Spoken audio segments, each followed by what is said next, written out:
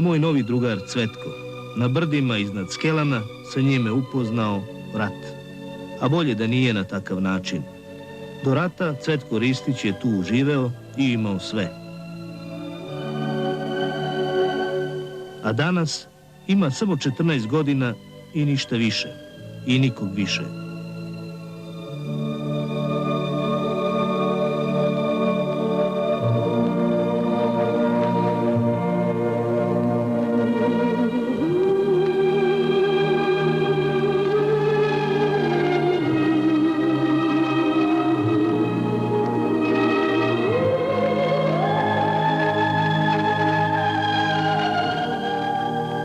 Subota 16. januar 1993.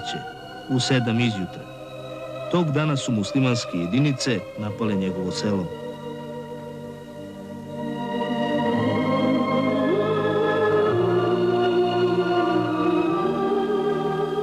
Majka Ivanka, otac Novak, sestra Mitra, o starijem bratu ni traga ni glasa.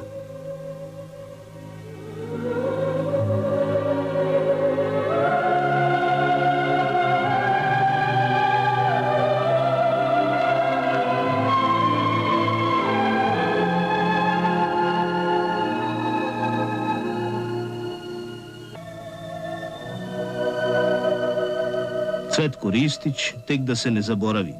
Sudbina jednog malog dečaka. Sudbina jednog malog naroda.